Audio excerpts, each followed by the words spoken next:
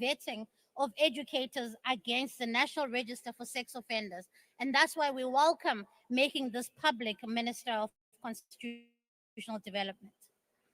Chairperson, the Bella Act implementation continues. As indicated by the President in the SONA, we are busy finalizing regulations that will go out for public comment and input. Ultimately, these guidelines and regulations must be implemented in a manner that protects the learner, that protects the teacher, and that protects our schools. I will not tolerate the politicization of this act in a way that affects our children and distracts them from teaching and learning. As part of efforts to improve quality outcomes in the education sector, we are convening the National Education and Training Council. This advisory body members will be composed of experts from across the education sector that will provide guidance for us on how we strengthen the funding model for public schools, how do we improve literacy and numeracy across phases, how do we integrate early child learning into the schooling system, and how do we review the pass rate requirements across all phases, including at a matric level. Mr. President, the DA has taken this its role in the government of national unity very seriously. We remain committed to have access to scalable environments and that they have the necessary resources they need to succeed. If this GNU moves with the required urgency conviction, it will mean greater steps to see the country collapse under the weight of populism and economic ruin. We stand firm ukusebenzela abantu beli. Kaloku mongameli sithunyiwe eburhulumenteni ngabantu ebebephelelwe lithemba. Asintoze ke sizobadanisa ngoku. Honourable Minister, your Future time of has South expired. Africa. The future of South Africa depends on education we provide. Thank you, Honourable Minister. I now call the Deputy Minister of Social Development. I don't see the... Okay, I see the Deputy Minister coming. Thank you.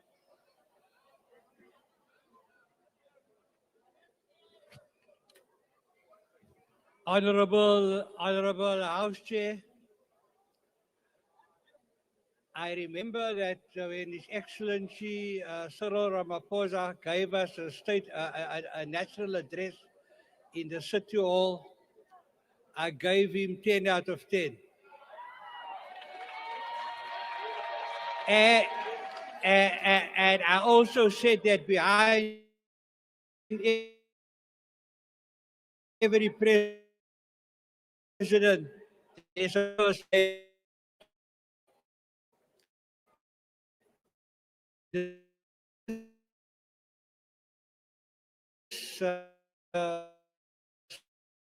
address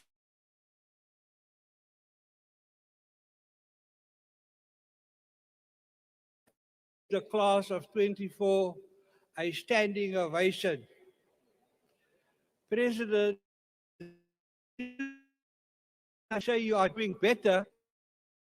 2025 will be even better. You know, President, that social beneficiaries will have the biggest slice of the budget to eradicate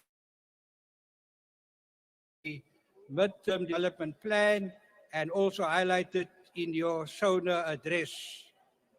A whopping 200 billion rand plus.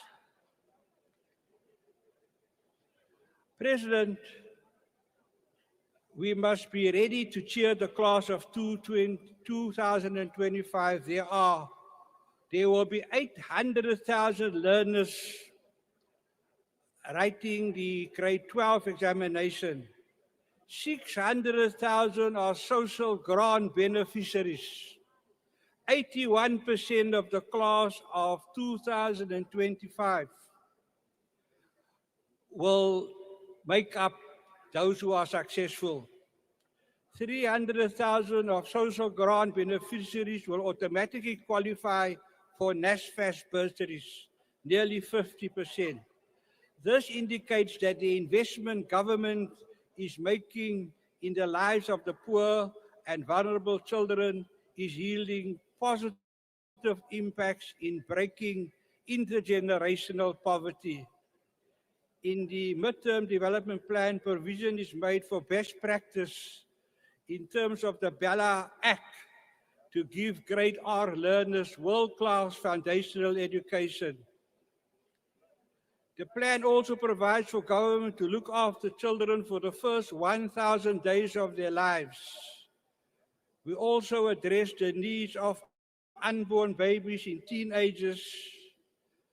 So we turned around the stunting catastrophe we have in South Africa. It cannot be that 20% of children are doomed to be stunted. We celebrated New Year's Day and 27% of those children were stunted. House Chair, please don't rule me out of order. 7% of honorable members in this House are also stunted according to the statistics. We cannot have a situation where 20% of the population of South Africa are stunted. Addressing the challenges of poverty and inequality is implementing a robust and focused pro-poor policy. One of the Sona promises is to reduce the high cost of living. Government social welfare beneficiaries buy 200 billion of groceries from Shoprite, Pick n Pay, Woolworths and Spar. They need to put back some of their profits Honourable into Deputy social Minister, your time development. Thank has you very expired. much. Thank you. The next speaker to the podium will be the Honourable Adams.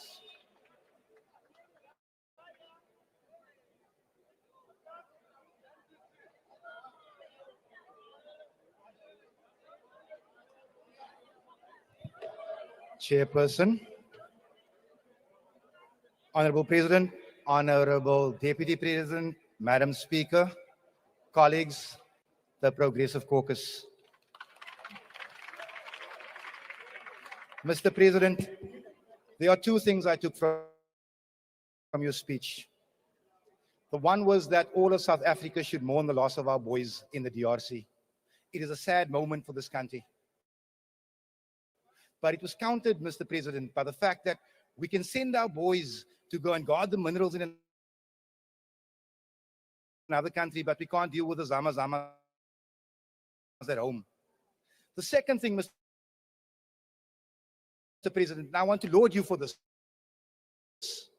was congratulations. This is not a colony of the USA. Well done, Mr. President. Defiance of those people who you call your GNU partners. But I want to ask you a question, Mr. President. In September of 2024, was David Barnea the head of Israeli Mossad in this country? And did you meet with him?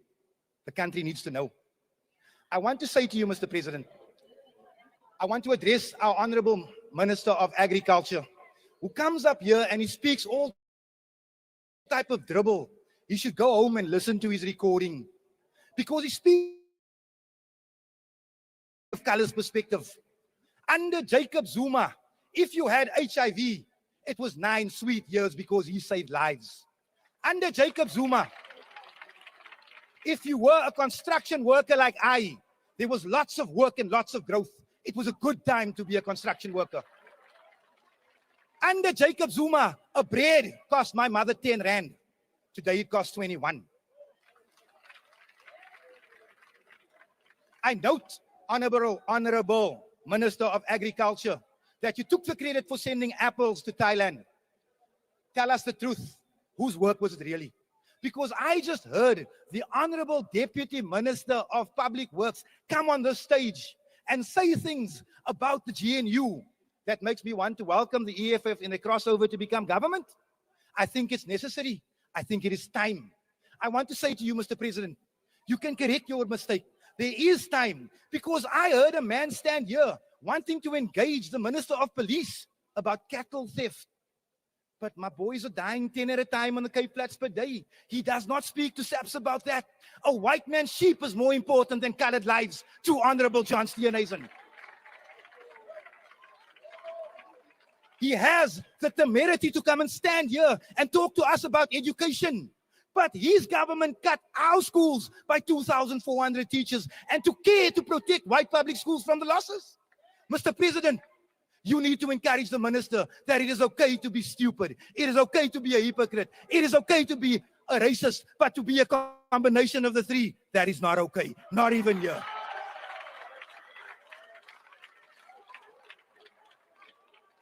I want to say, Mr. President, there are like-minded people sitting on the left. Lean to the left. The answers are on the left.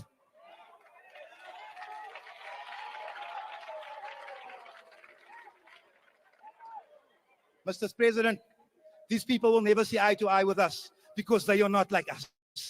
There are many white people willing to make contributions. Good white people, skilled white people like Cameron Dugmore. Why the TA insists on giving us that, we will never know. Understand, Mr. President, they cannot feel our pain because they are not like us. They cannot speak to our hunger because they are not like us.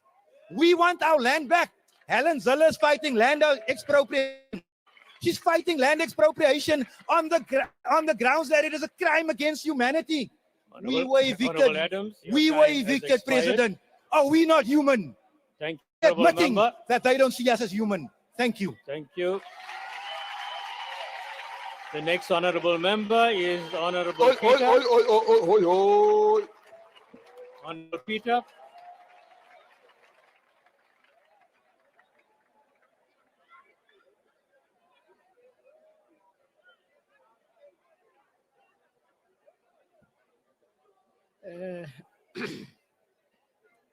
Manbulise,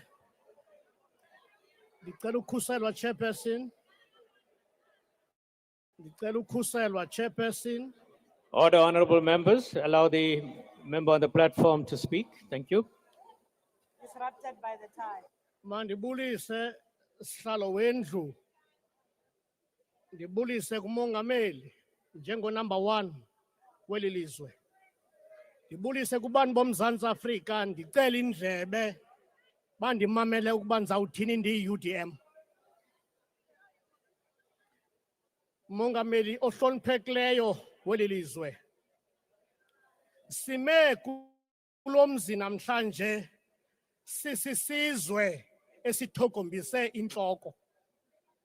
Sijonge ezantsi, Mongameli.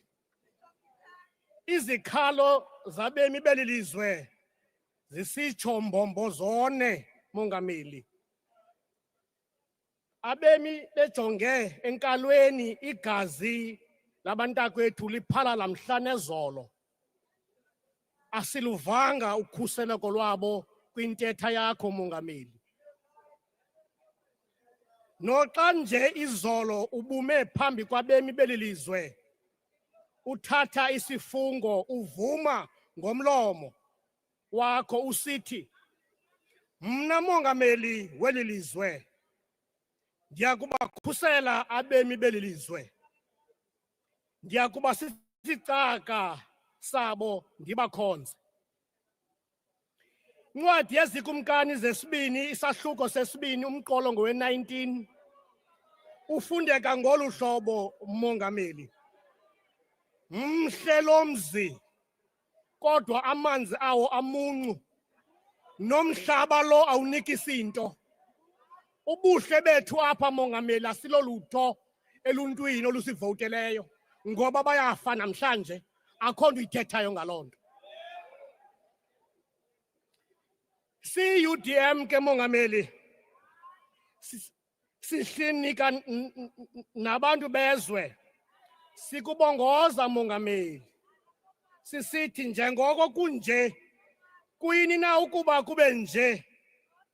Sesantoni na isijwili esiphezu kweentloko zethu? Ngobani na aba ubakhuseleyo xa ingengabo abemi beli lizwe? Sihlaba ikhwelo ke, Mongameli, nqanda bayaphela abantu kodwa amehlo ejongile.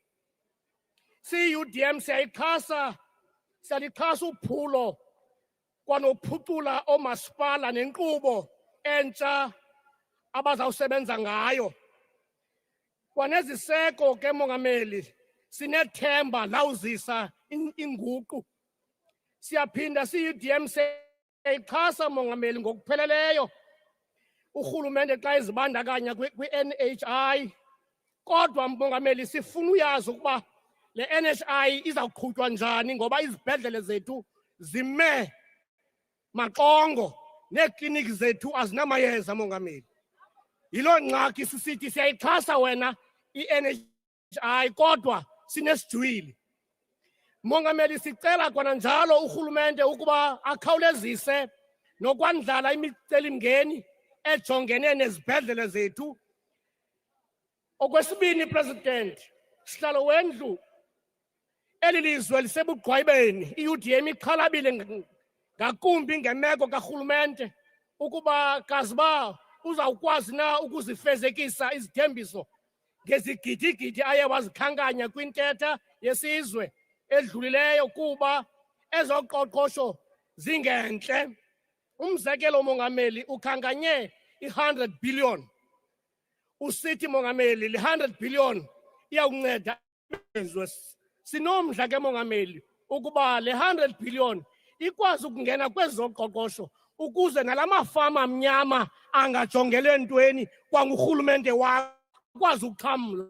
Nabantu basezilalini abakwazi ukulima, imihlaba ilele, iinkosi azinamandla, azikwazi ukwenza nto mongameli. Si-order nemilimili le support silima beSouth Africa. Siyathemba ke mongameli xa sizixhasa ezi zindululo asisixhasi kuba siyi-GNU. Sizixhasa kuba sifuna uMzantsi Afrika uprospe ubheke phambili. Asikhango apha mongameli sizogxeka umongameli ngaphezulu kento yokuba ilizwe lethu liyatshabalala, iziseko zethu ziyatshabalala. Phakama ke mongameli usimele. Nkosi.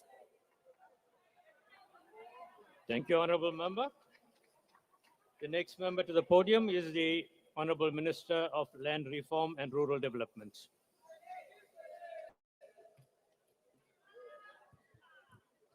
House Chairperson, President and Deputy President, the PAC of Azania welcomes the State of the Nation address.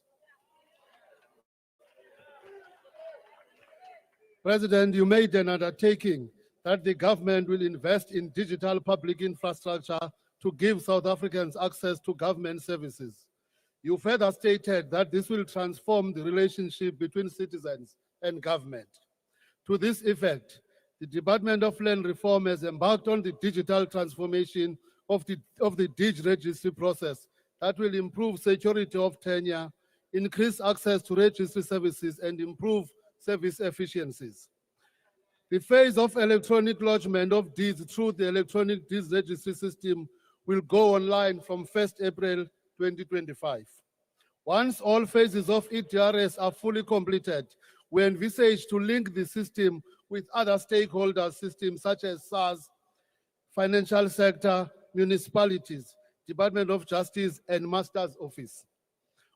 On spatial planning, in addressing spatial planning, the Department of Land Reform and Rural Development has been working with traditional leaders and communities and have achieved notable milestone in finalizing area plans for the following areas: City of Tshwane Metropolitan Municipality in Gauteng, Ngutu Local Municipality in KwaZulu-Natal, Joe Morolong Local Municipality in Northern Cape, and Malutua Pofong Local Municipality in Free State. This will ensure transparency, accountability, and alignment with the priorities of National Spatial Development Framework and assist in driving coordinated action towards spatial justice. On rural infrastructure, Mr. President, rural development has not received the due attention in the past. Rural infrastructure development remains a significant contributor to social inclusion through connecting remote areas to the rest of the country. In partnership with the Ntabangulu Municipality, the Development Bank of Southern Africa, the department is assisting in constructing the Tiki Bridge and access road. The bridge will facilitate mobility and access over the Mzindlava River crossing between Ntabangulu and Inguza Hill Local Municipality.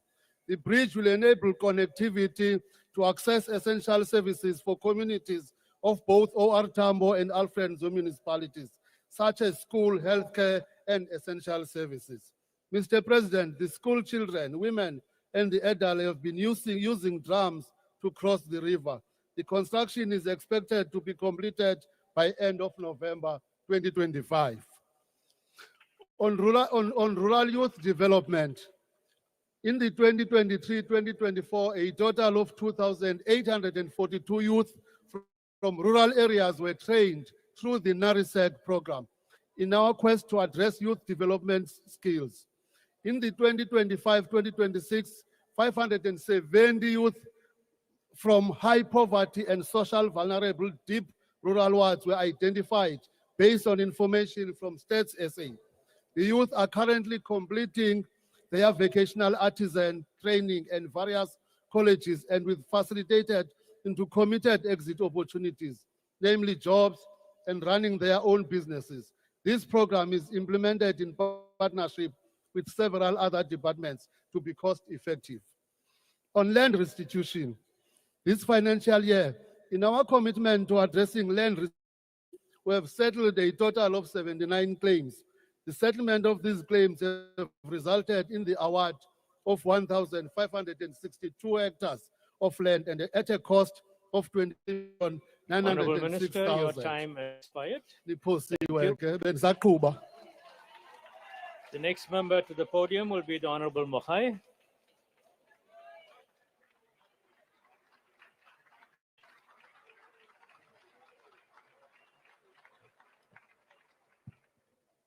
Honorable Speaker, Honorable Chairperson of the NCOP, Mr. President, members of the House, and fellow South Africans. Mr. President, let me start my debate with a famous quote by Benjamin Franklin about crime prevention, and I quote, "An ounce of prevention is worth a pound of cure," close quote. In this quote, he emphasizes that preventing crime is easier than dealing with the consequences of criminality. It is important that we strive to prevent criminal activities before they even occur. Crime prevention is a shared responsibility which includes community building, activities that strengthen the sense of community, such as support groups and community safety programs, police forums, and neighborhood watches. Early intervention is also important, intervening early in a person's life to prevent them from becoming involved in crime. And lastly, public education, raising awareness about crime and the attitudes toward it. Visible policing, which plays a huge role in ensuring communities feel and are safe through various operations such as stop, search and seizure, patrols, and detecting and deterring criminal activities. Thus is severely compromised if there are no sufficient and operational vehicles. It becomes difficult to enforce visible policing when your fleet is crippled as a result of a flawed centralized procurement system. The DA is especially concerned about stations located in rural remote areas such as the Northern Cape, Eastern Cape,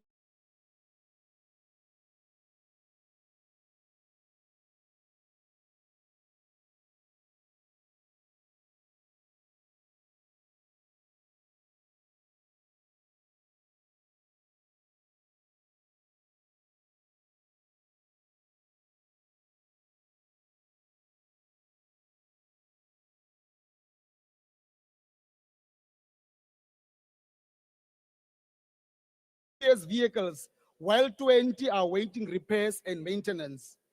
The Kimberley station is no different.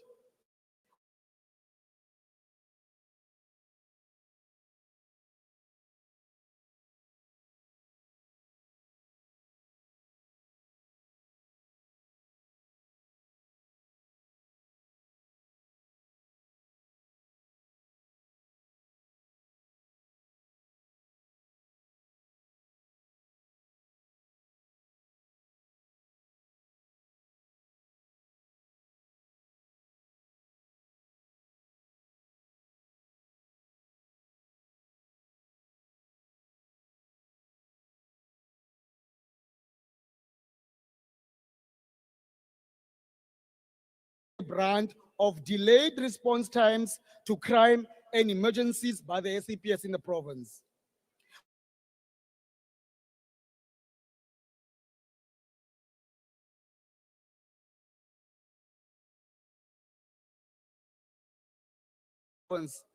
Province and at each station. Mr. President, the situation is untenable. The centralization of procurement to Pretoria must be urgently addressed to allow provinces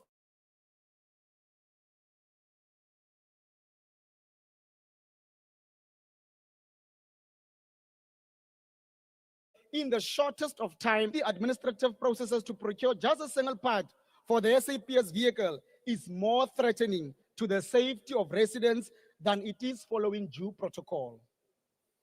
And to this end, I've already written to the Minister of Police to review this inefficient process that hampers and frustrates our women and men in blue to carry out their responsibilities.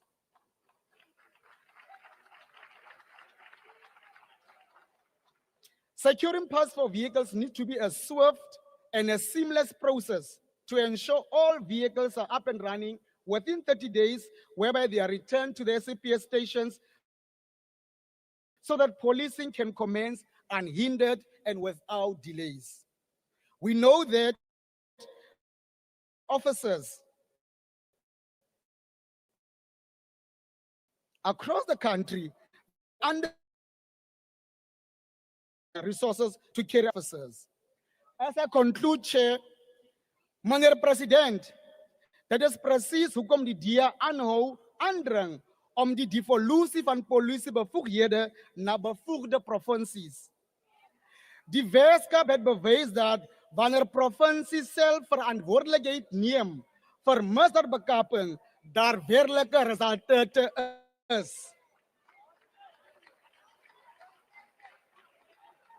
Die Law Enforcement Advancement Program het meer polisieering op die grond geplaas.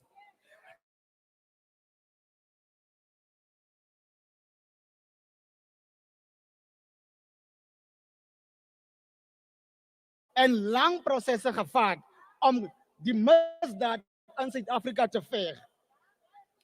As ons ernstig is oor misdaadbekamping, kan ons nie vasklou aan mislukte voormalige nasionale model nie. Provinsies moet die mag hê om hulle eie mense te beskerm.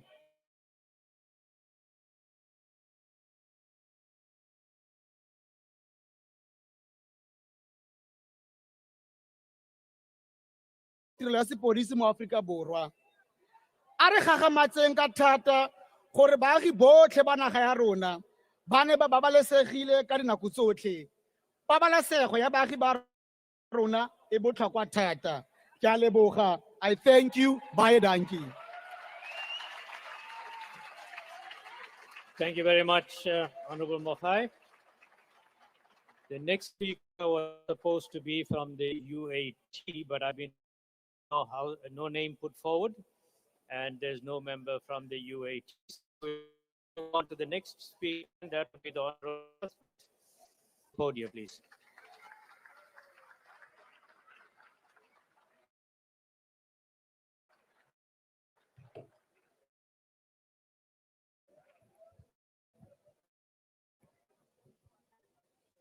Thank you, House Chairperson. During the anniversary celebration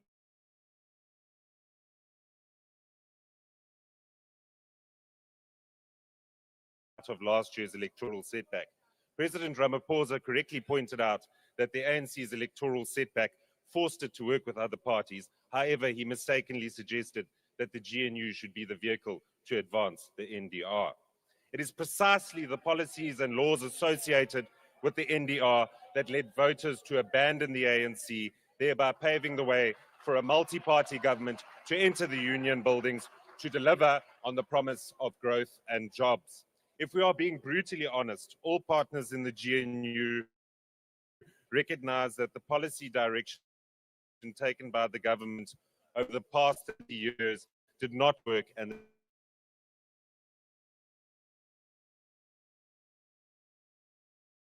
the benefit together in the interest of all South Africans. Investor confidence has risen, our currency has strengthened, and our growth outlook has improved. Most importantly, for the first time in many years, South Africans have a tangible sense of hope, a fact that we should not take for granted. We must capitalize on this opportunity to implement a comprehensive set of reforms.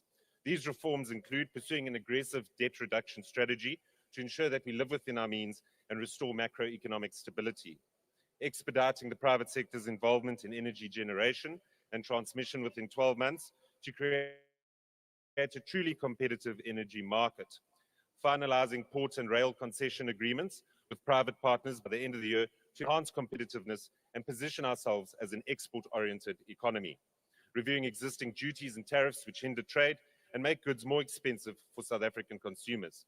And lastly, removing the extension of collective bargaining council wage agreements for SMMEs, which obstructs hiring and contributes towards our unemployment crisis.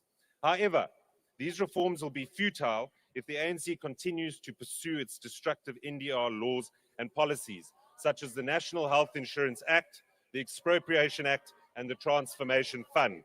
Whilst we welcome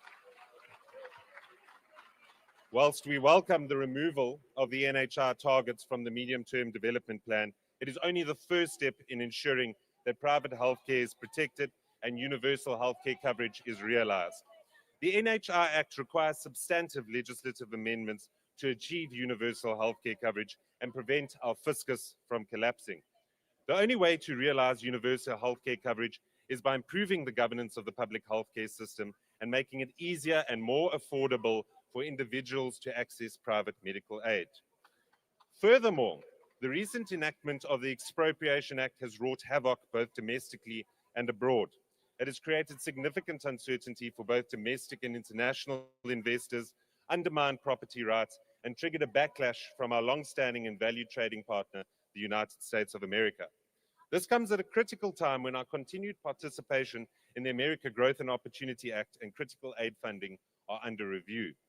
Understanding the grave risk this poses to the South African economy, the DA invoked Clause 19.3 of the Statement of Intent and will soon challenge the Expropriation Act in court to ensure that property rights, as enshrined in Section 25 of the Constitution, are protected. The most recent manifestation of the ANC's relentless approach to race-based legislation is the 100 billion rand Transformation Fund. Despite empirical evidence suggesting that these race-based policies have failed to uplift the vast majority of South Africans while only benefiting a politically connected elite. Instead, South Africa needs means-based redress that targets poverty as the proxy for disadvantage as opposed to race. This ensures that we address the historical injustices of the past while encouraging investment and job creation. Mr. President, the DA will not be a party to laws and policies which seek to entrench the NDR at the expense of growth and jobs. Make no mistake, we will use our position in government and in parliament to block laws and policies that seek to destroy the South African economy and wreck our citizens' livelihoods.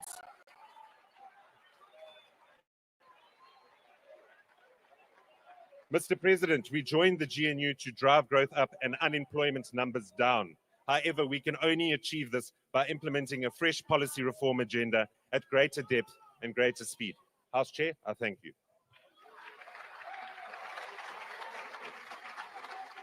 Thank you very much. The next speaker to the podium is Honorable Premier of Northern Cape.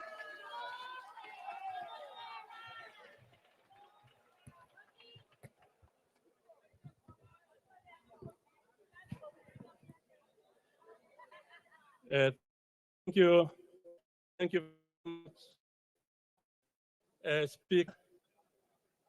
Let me pass my greetings to the Chair and greet His Excellency, the President of South Africa, His Excellency, the Deputy President, honorable members of the National Assembly and NCOP, dames en heren, ek dra groete van die Noord-Kaapse mense.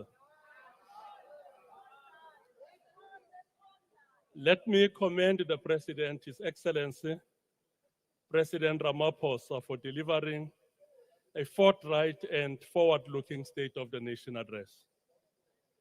The Sona laid out a clear vision accompanied by pragmatic responses.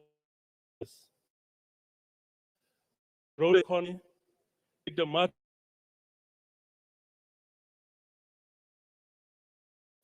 massive investment in wage wallet to cushion the poor and the working class.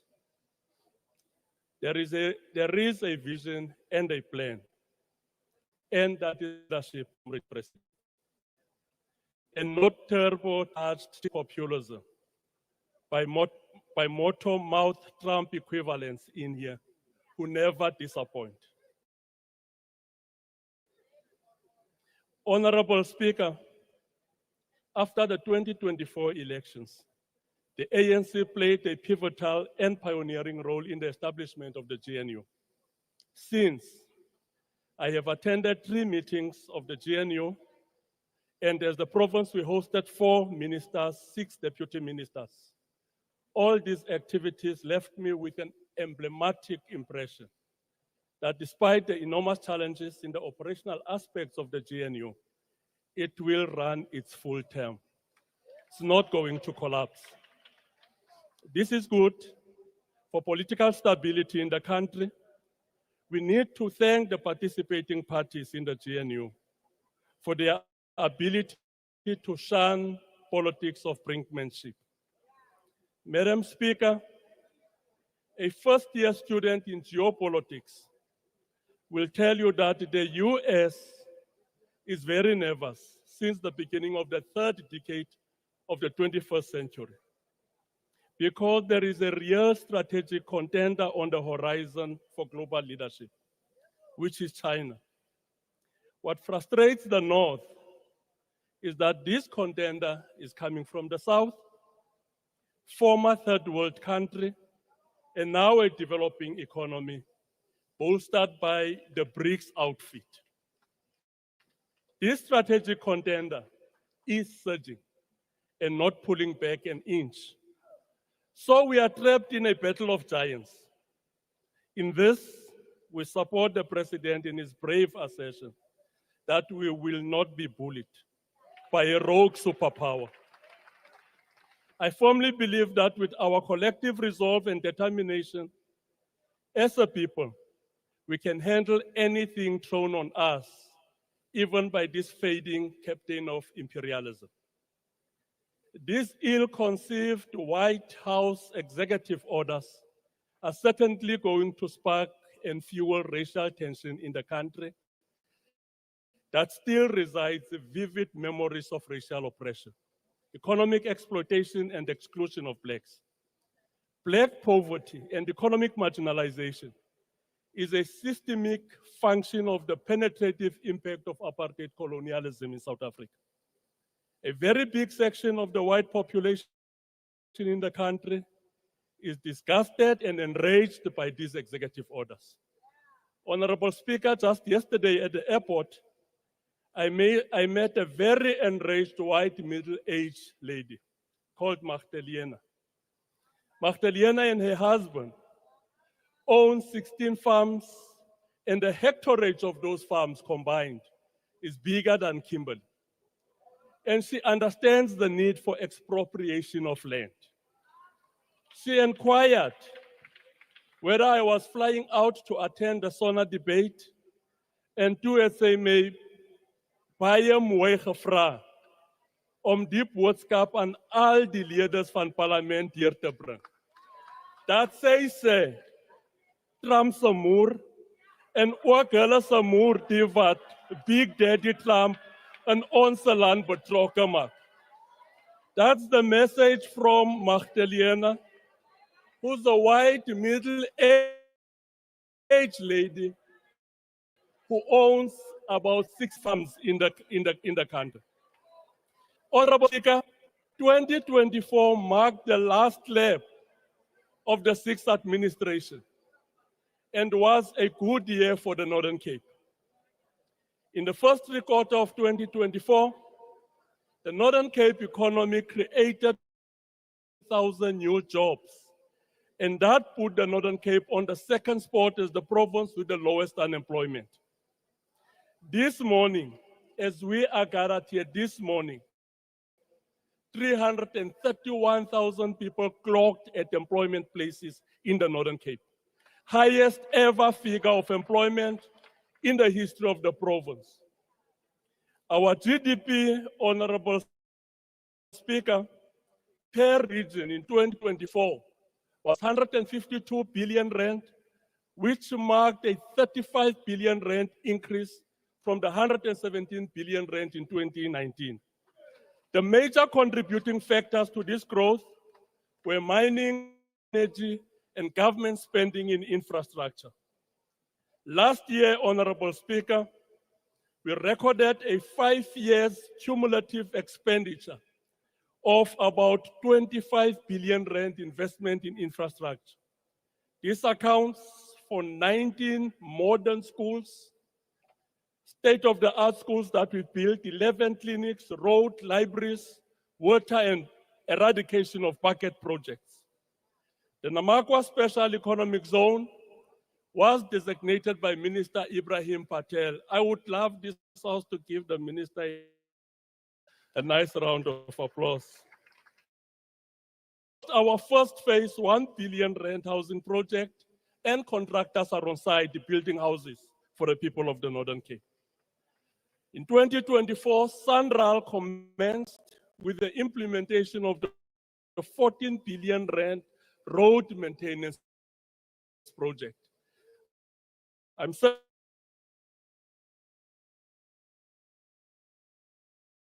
significant and visible improvement. With former Minister Mkhunu, we launched the completed 1.7 billion rand first phase of the Valgamakara water project in Jontaulo-Gaetsewe region. Comrade President, with the massive infrastructure investment, we must improve this project. That will see more than 200 villages. Before the 2.5 billion rand BFI funded project commenced in Solplaatje municipality, aimed at repairs to bulk water supply infrastructure. We also recorded a decrease in 15 of the 17 priority crimes. Northern Cape is now the safest province in the country. In 2024, 8 clean audits, which marked the highest ever in the history of the Northern Cape administration. The pass rate for 2024 was considerably increased, 8.4%, which is best in the country. From 7% to 80%.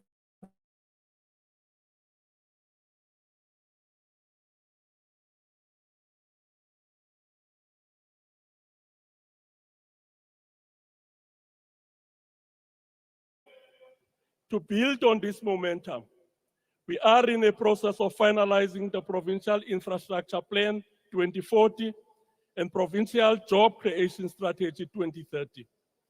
It is in this breath that we welcome the President's announcement of the national government's commitment to Buchu Bay Port and Rail Infrastructure Project and the intended government 940 billion rand investment on infrastructure.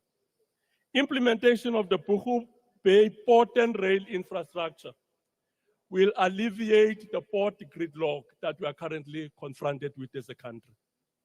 And it will also change the socio-economic landscape in the province.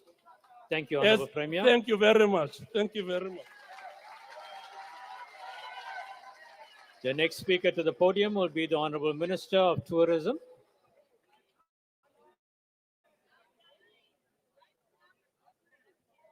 Honorable President, Deputy President, and members of the House. Premier Sou, sê vir Tannie Magda, ek stem saam met haar. Sy ma se. Dankie. Mr. President, a lot is being said here about America today. I am not going to waste my time because Trump only deserves the middle finger. It is his constitutional right to be stupid. Let me turn to serious business. Mr. President, we welcome your commitment to the founding principles contained in the Government of National Unity and the statement of intent to reduce poverty, reduce the cost of living, and address the indignity in which many of our people live.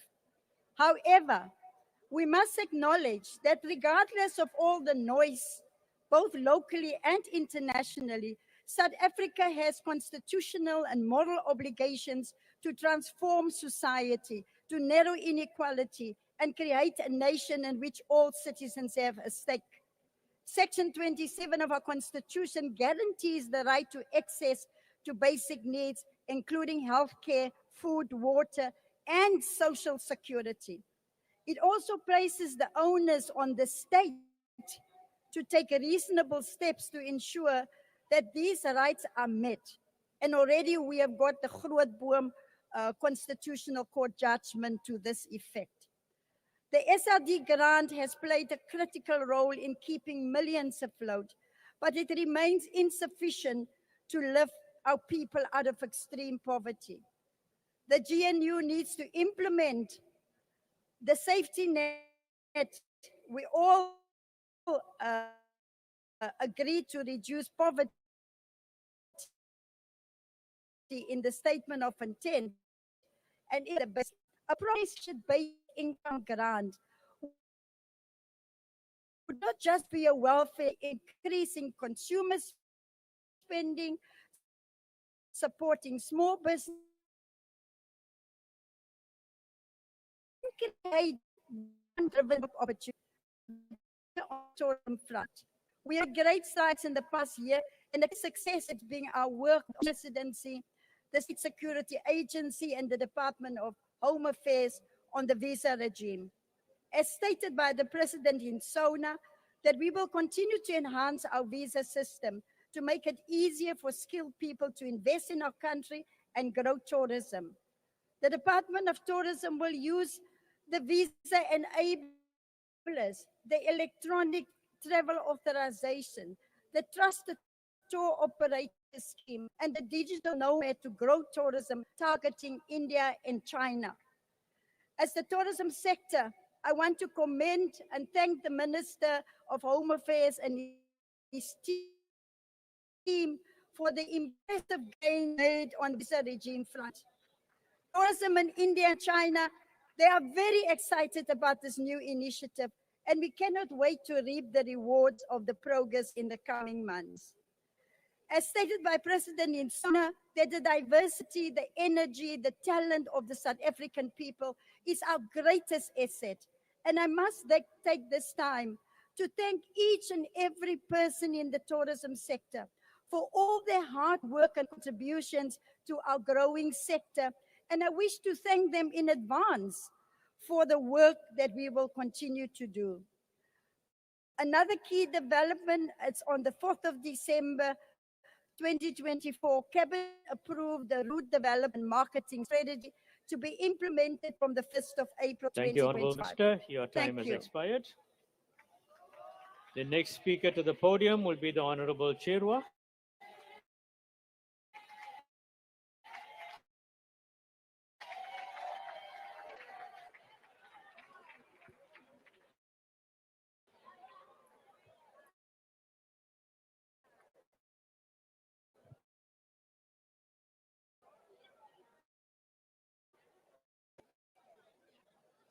Mabaramjugwana Kandaba, Sizwe Sikamthania, Commander-in-Chief Julius Selo Malema, all the officials, commissars, selfless activists of the EFF, and all the progressive forces who stood up and spoke out when President Malema was once again under attack by Western imperialists who are provoked by our resolve to attain economic freedom in our lifetime. Revolutionary greetings. President Cyril Ramaphosa, we stand here today to respond to your State of the Nation address that didn't address the state of our nation. We respond to you on behalf of the women who have been waiting for parental justice in our maintenance courts for many years and received no justice because they didn't have enough in their pockets to bribe their way to justice. We respond to you on behalf of thousands and thousands of young men and women who recently completed their matric but are faced with the tormenting reality that their lives, like those before them, will amount to nothingness because their bachelor's degrees passes did not guarantee them a table in university. We respond on behalf of Kanyisile, who is a victim of bullying at Sutherland High School because she's a Black girl in South Africa. She and many young Black women are forced to learn that under your leadership, they are second-class citizens. Your presidency does nothing for us, Mr. President. It doesn't protect us, nor does it give us justice. Receive this response on behalf of 17-year-old Amahle, diagnosed at Charlotte Maxeke Johannesburg Academic Hospital in 2017 to being on the spectrum with special needs and has still not received her right to specialized vocational education to date. Her and thousands other children with disabilities and special needs are cursed with having you as the government of the day, as what is standing between them and their right to education is a government that has abandoned the responsibility of defending the most vulnerable in our society. Mam Rebecca Molefe, who has a common reality to that of my great-grandmother, uNomncwalisa Ncokazi. These Black women and majority of Black people in this country had their land stripped away. Ife's case is even more catastrophic, as her land was stolen 20 years into democracy after you became president. Petrol attendants, widows, and orphans, youth who are bed rotting and giving in to depression, grandmothers who are abused by their nyaupe and crystal addicted grandsons and daughters, teachers who are threatened daily at their places of work by children who are victims of dysfunctional communities, business people who have to pay thugs protection fees or risk being killed, farm workers in Purifir in the Eastern Cape who are paid a carton of milk and a box of cigarettes after a week's worth of labor, the colored Dunnies in the Cape Flats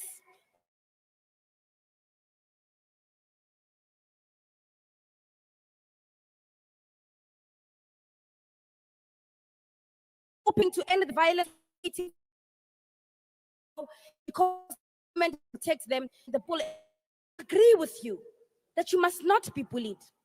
The reality is that, Mr. President, you are being bullied. If you were not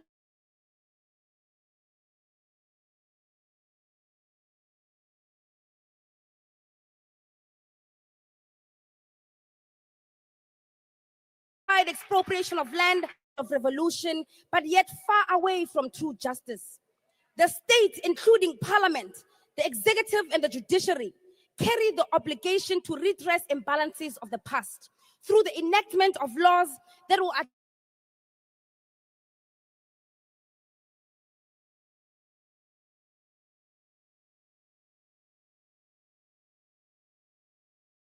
the South African from small-scale farmers and food producers. This in itself will create sustainable economic activity and inspire many unemployed young people in the country to go into food production because there will be income and financial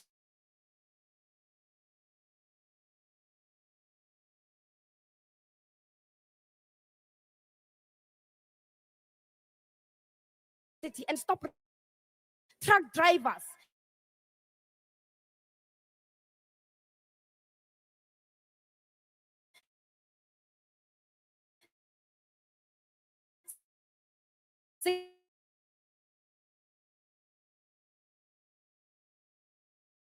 security guards, surveyors, healthcare workers, and engineers. There is no tangible reason to the reason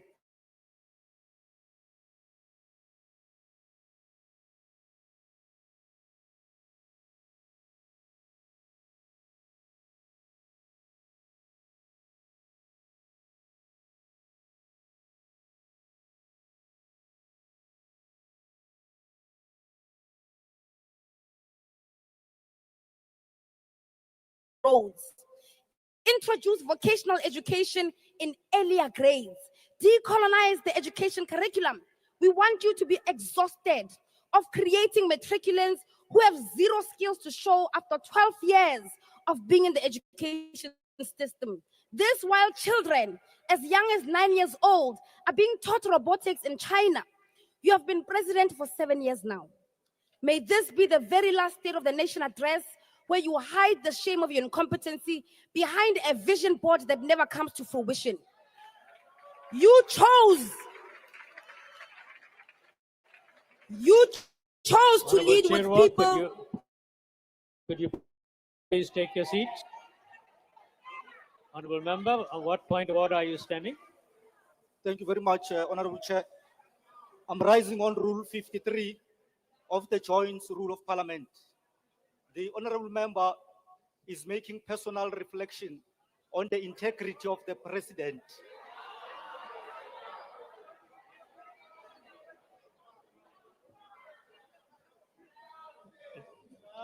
Thank you very much, Honorable Member. We are looking into that.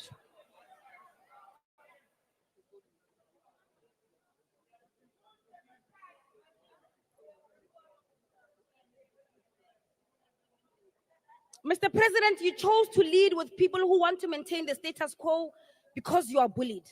You chose to lead with those who write letters to America and tell on you like you're a little child that requires supervision because you are bullied. You chose the people who don't have a history of ever choosing your own people because you are bullied. And so long as that is the hill that you are willing to build your legacy on, ngeke nilibuse. Lo buso izinkonjane zezulu eziphaxeka ngodaka. The economic freedom fighters can claim to not being bullied because despite your collaboration with Pravin Gordhan, Jacob Zuma, and the establishment to silence the generation of President Julie, we continue to run the radical call for expropriation of land South Africa without compensation for equal redistribution and use, nationalization of mines, banks, and other strategic sectors of the economy without compensation, building state government capacity, which will lead to the abolishment of tenders, free quality education, healthcare, housing, and sanitation, massive protected industrial development to create millions of sustainable jobs, including the introduction of minimum wages in order to close the wage gap between the rich and the poor, close the apartheid wage gap, and promote rapid career paths for Africans in the workplace, massive development of the African economy, and advocating for a move from reconciliation to justice in the entire continent.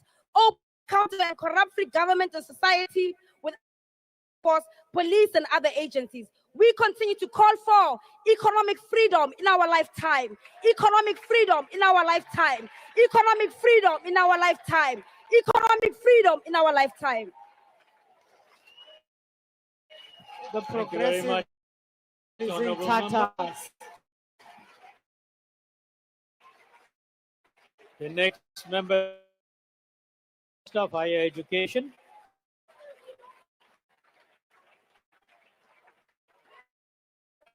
The progressive is finished. Thank you, honorable members. Could you please take your seat and allow the next member of the podium? Thank you. Thank you, honorable members. Thank you so Thank you. much. Thank you so much, Chairperson. I will premise this debate by reflecting on what democratic and autocratic regimes contextualize education. My position is underpinned by priority number 4 of the ANC manifesto, which calls for investment with Honorable the Minister, priority. could you please speak into the microphone so that you can be clearly heard? Thank you.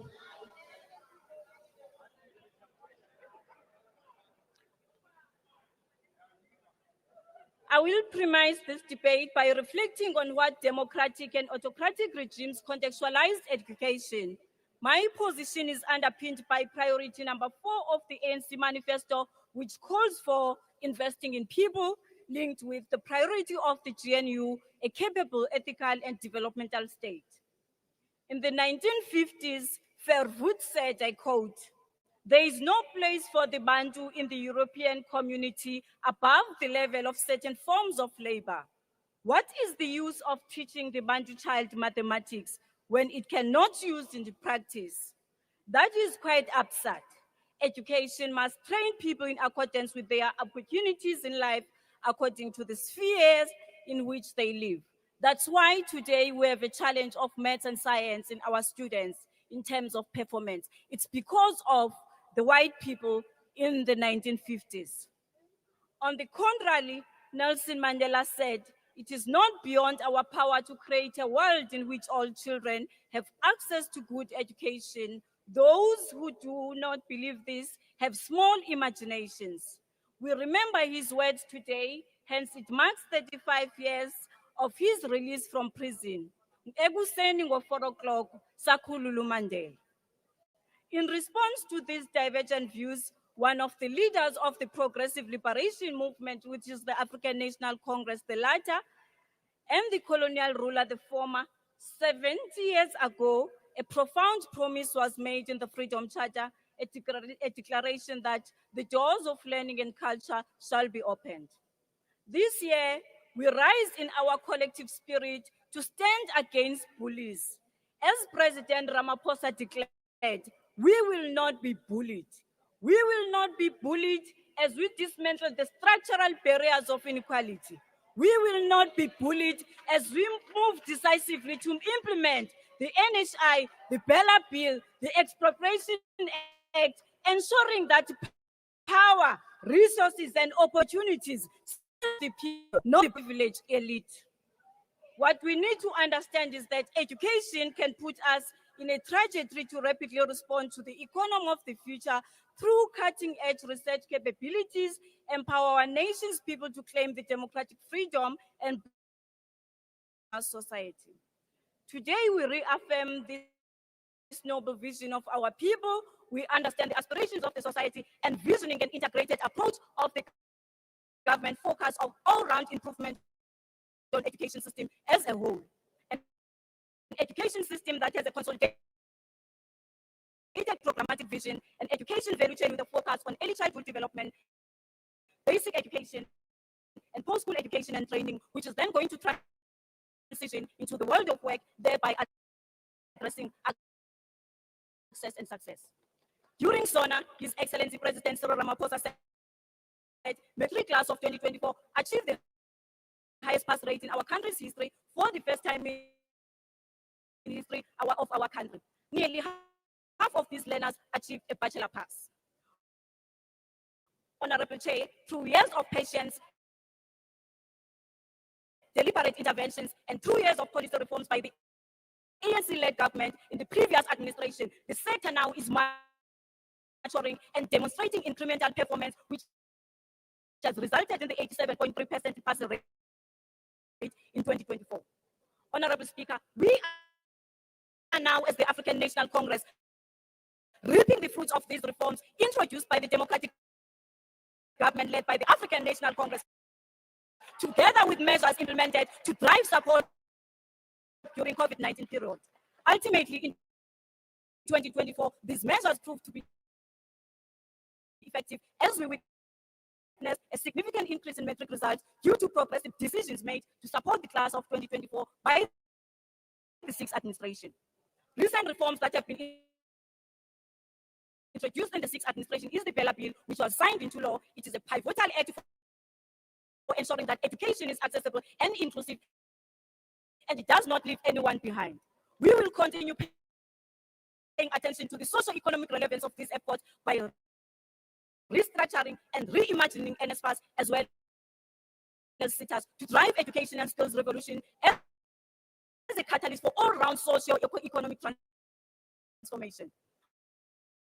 Honorable Member, the President has also responded to the financial barriers introduced the comprehensive student funding model as the revised NSFAS model, which seeks to bridge the funding gap, particularly amongst those middle-income families. Today, millions of young South Africans have access to post-education and training system without the overwhelmed burden of financial exclusion. Honorable Member, TVET colleges are central to the African National Congress policy position and this government's effort to develop the skills pipeline essential for economic growth. To address youth unemployment, we are promoting centers of specialization across TVET colleges. By the year 2030, South Africa must achieve the National Development Plan targeting of producing 30,000 artisans annually, which is a crucial goal.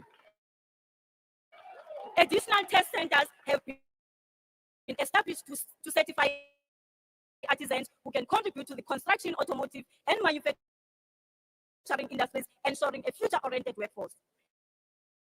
Education is a catalyst for economic growth, skills development is essential in our fight against poverty and inequality. The partnership between DHET and Allen Gray empowers TVET artisanal entrepreneurs by implementing student-focused entrepreneurship development programs in all our 50 TVET colleges in South Africa.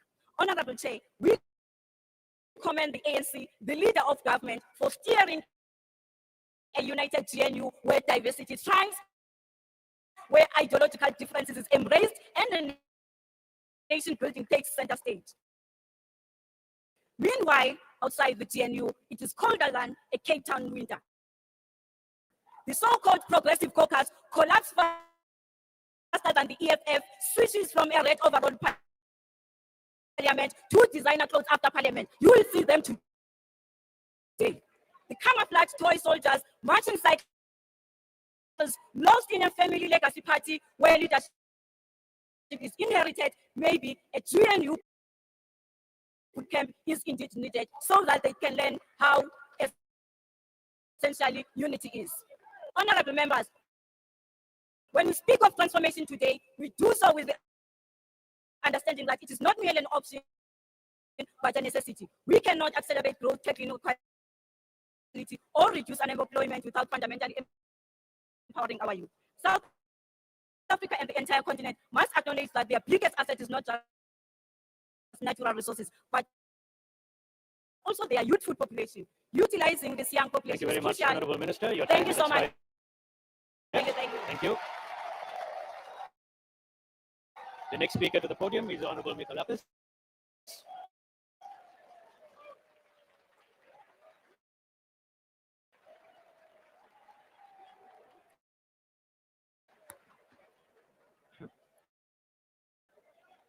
Deputy Chairperson, the President gloated in his speech on Thursday that more than 28 million unemployed and vulnerable people receive social grants. And although it's commendable that the state is supporting the poor and vulnerable, as it should, this is half our population that cannot even buy a bread without relying on the state for help. And then you send here from the Northern Cape a Premier who last year said people in his province should make more babies so that he can get a bigger slice of the budget. You, Honourable Premier, should make more jobs and less or fewer ludicrous statements. South Africans do not want to be groveling and begging at the feet of the government. And they certainly do not want to be told what to do by government. And on that topic, Madam Speaker, the NHI, although the Minister of Health has not spoken today, I think he said more than enough to last us all a lifetime. But the President did touch on this in his speech. I want to say to the Minister, the pioneer of the NHS in Britain was a Labour Party minister called Nye Bevan. Minister, you think you are another Nye Bevan, but you're only halfway there, because this idea is half-baked. This is why you lost 4% and more in the poll directly after you signed it into law, Mr. President. The South Africans want to be free to choose, free from government interference. Mr. President, yes, they want a basic standard of living, and the DA wants this to happen. But South Africans do not want to pay for it with their freedom, to become forever at the mercy of a big government. As far as Deputy Minister Zikalala is concerned, you tried so hard, but you came up short. Demotions to the rank of deputy are always painful, but it's been 6 months. Get over it, man. And see it as a learning curve. If you watch carefully what Minister McPherson is doing, you might one day be a good Minister of Public Works yourself. If I then turn to the opposition, Deputy Chairperson, let me quote Honourable Malema, and I can't believe I'm being reduced to quoting the Honourable Malema, but stranger things have happened in this House. A quote from December 2024, Honourable Malema said, "To work with President Zuma is to stab yourself in the back because he is not honest." In this rare moment of enlightenment, the Honourable Member has stated clearly what we've been saying for years. Because listening to the MK speakers, I should think that it was hardly possible to state the opposite of the truth with more precision. Puppeteered by the very man who benefited from the arms deal and saw the initial decline of the Defence Force and presided over its gradual further decline, how hypocritical is it that you can come and pretend that you're on the side of our soldiers. The same man oversaw state capture and then appointed the first ever impeached judge with a history of poor judgment in law to come and preach justice for all. Irony is supposed to be funny. This is just vulgar hypocrisy. Order.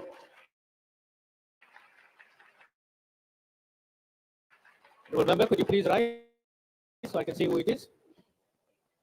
On what rule are you standing on, Honourable Honourable Speaker, I rise on a point of order in terms of Rule 85 of the joint rules.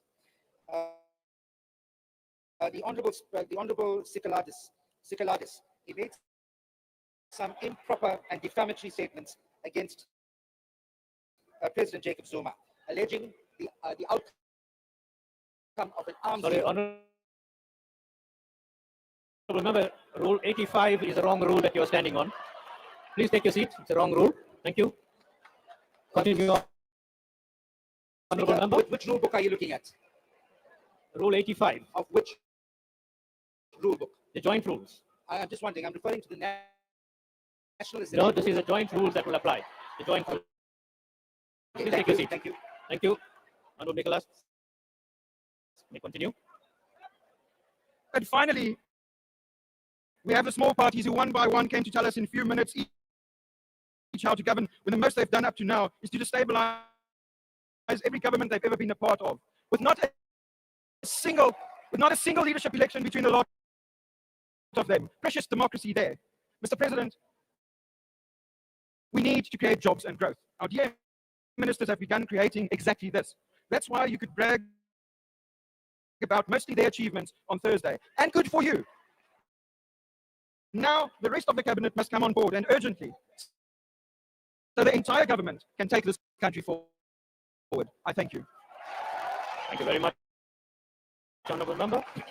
The next Honourable Member is Honourable Mokoena.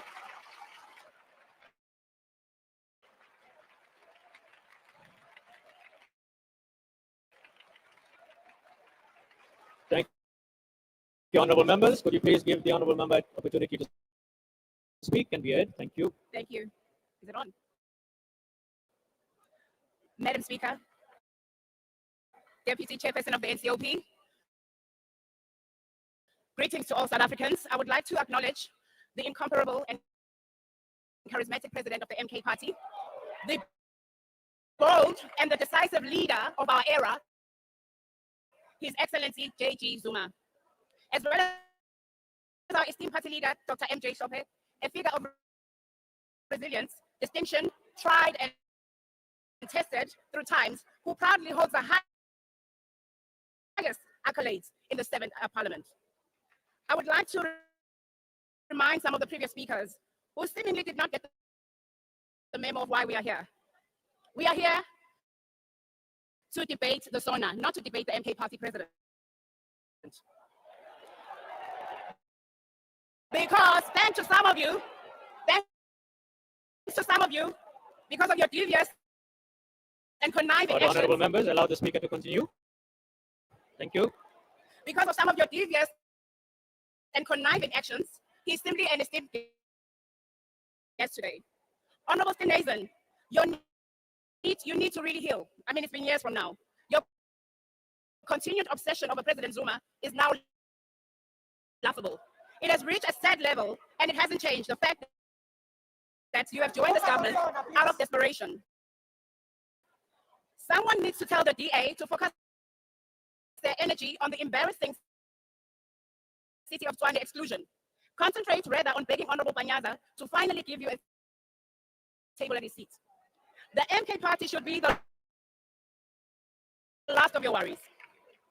Deputy Minister Zigalala, you are not a very tall man, and your debate was also vertically challenged.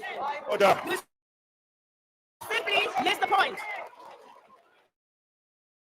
Your main problem is your less qualified minister who completely undermines you and bullies you, not us. Honorable Moti said the least I say about you, the better. Your speech was unfortunately not even worth the paper that it's written on. I'm not sure if you're working towards a promotion, but the cheap shots that were petty won't get you far up the ladder. Mr.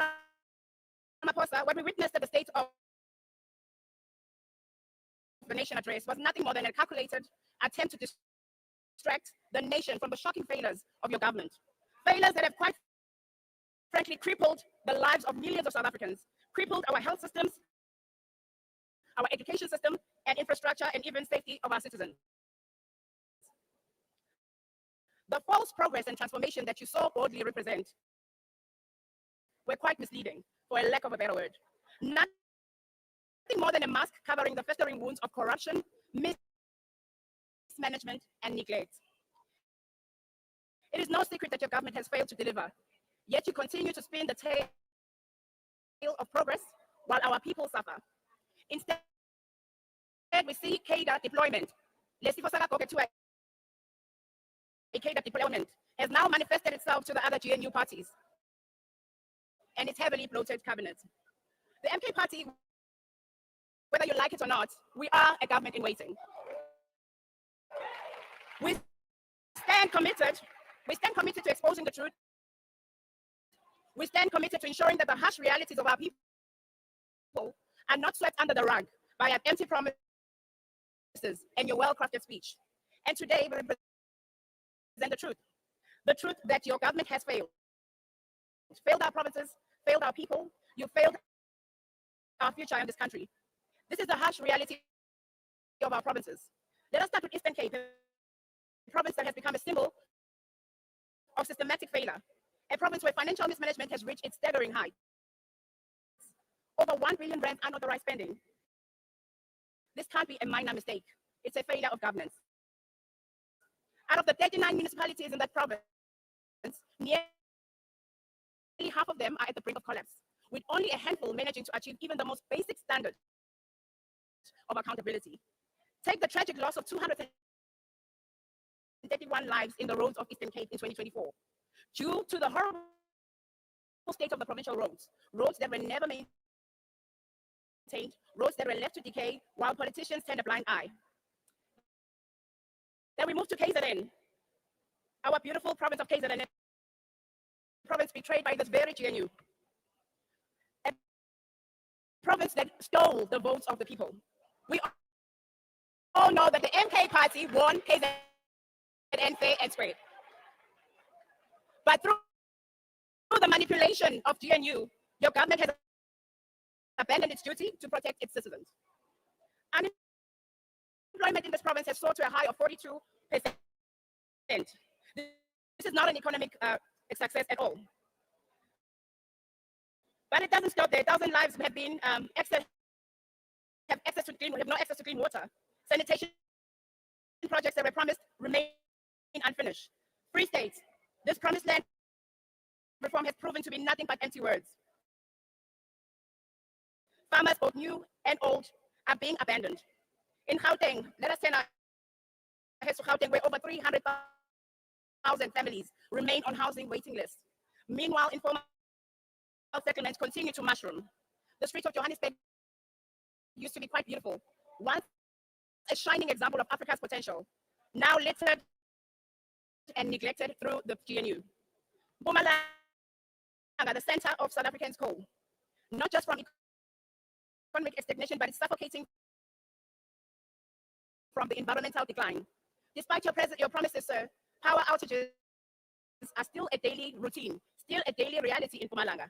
But that's not the only crisis. Mining activities have poisoned the rivers and water resources, leaving the communities to live with acid mine drainage. Limpopo, the future of our children is being sacrificed. Over 40% of 3-year-olds are not enrolled in any early childhood development programs, and nearly 13% of 4-year-olds have no access to education at all. And you call that progress?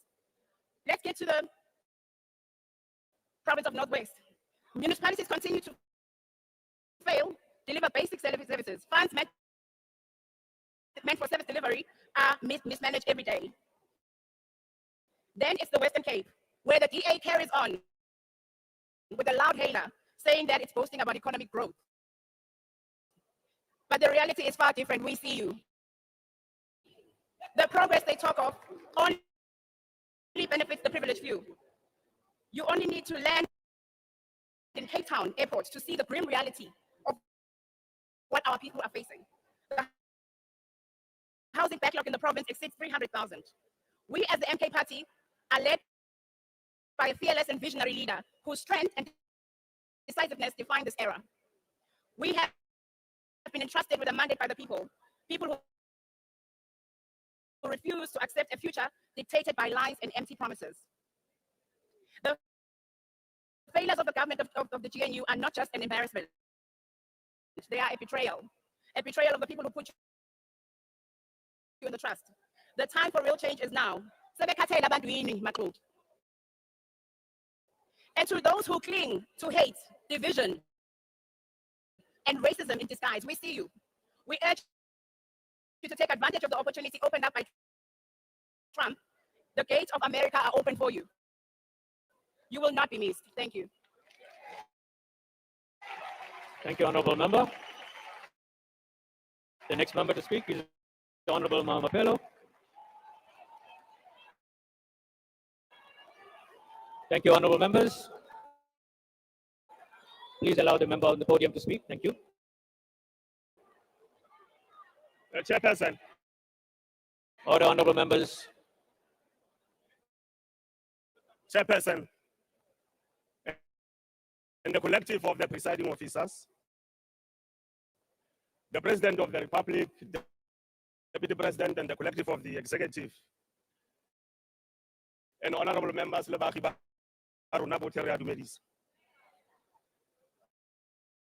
honorable members, just before his blood and soul was about to be brutally extracted from his youthful and healthy body by the evil and forever thirsty apartheid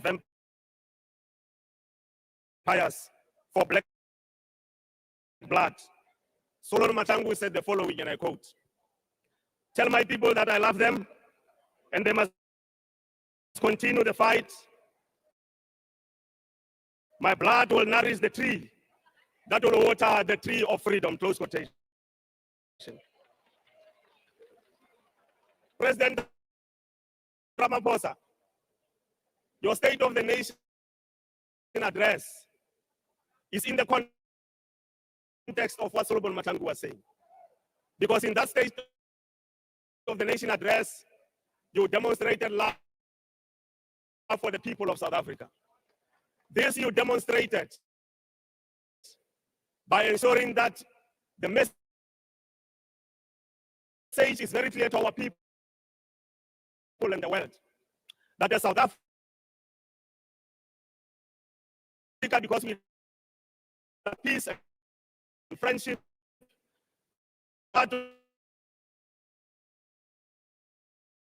bodies.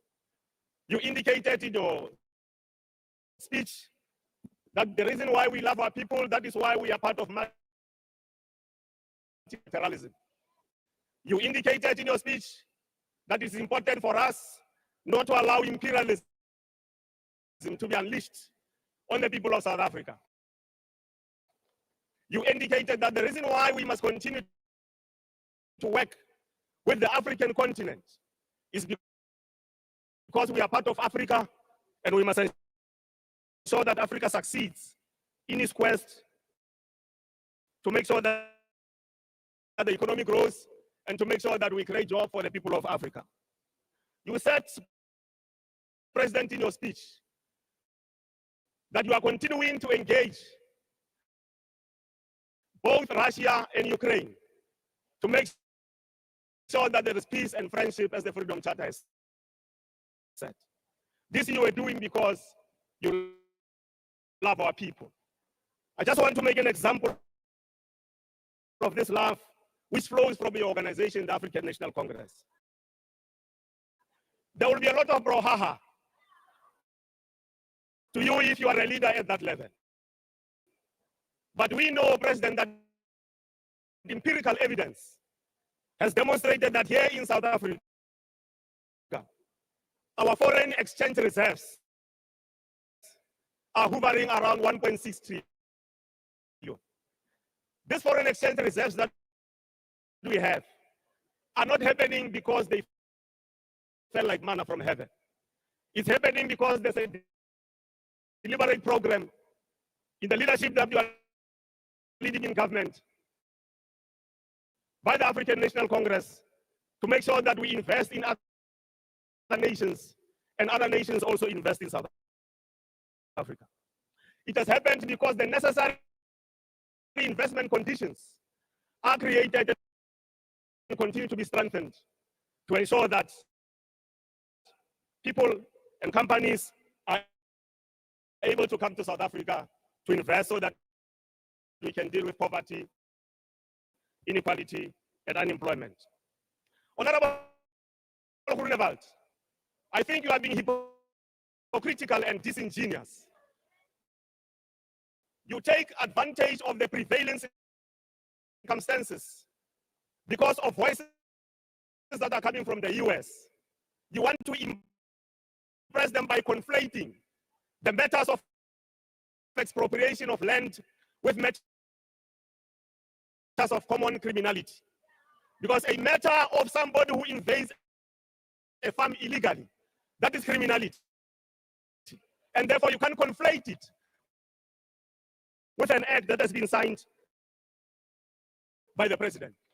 But I'm not surprised because we will know that here in South Africa, there was a man who was from the African Afghanistan. That man is Eugene Terreblanche. And one of the things he did, Eugene Terreblanche, as a scapegoat towards the first democratic elections in 1994, he called upon right-wing Afrikaners to store non-perishable food because there was going to be instability in South Africa. Terreblanche is no more, and the food substances that were stored, they ran out of their shelf life. And he didn't have the opportunity to say to them that I misled you.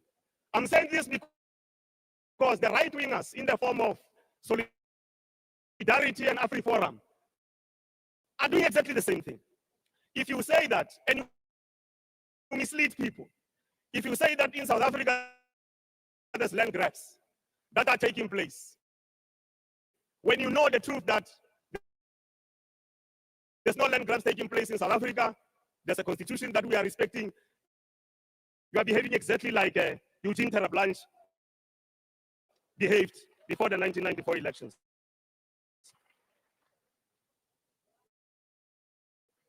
Honorable Steenhuisen, I thought that there's a dilution of Steenhuisenism because you are now. Please make sure that you go and study the constitution of the country very well. You don't have ministers that you have appointed. In terms of the constitution of the republic, the ministers are appointed by the president. Now you cannot come here and claim ownership over ministers that you did not appoint. You are actually breaking the law because the ministers, as I say, are appointed by the president. There's no one else who can appoint the ministers. President, we want to commend you for ensuring that you did not respond openly to President Kagame as far as the situation in the eastern part of the DRC is concerned. Because what you were doing is to respect the channel of diplomacy. What you were doing, you knew that he's your brother, he's African brother, and the opportunity to engage with him will come. Like it happened over the weekend. Thank you very much, Honorable Member. Honorable members, there was one point of order that was raised during the sitting. That point will be considered and a pronouncement will be made at the sitting tomorrow. That brings us to the end of the list of speakers for today. The debate will resume tomorrow. I will ask all honorable members to please remain standing until the procession leaves the chamber. That concludes the business of the day, and the joint sitting is adjourned. Thank you, honorable members.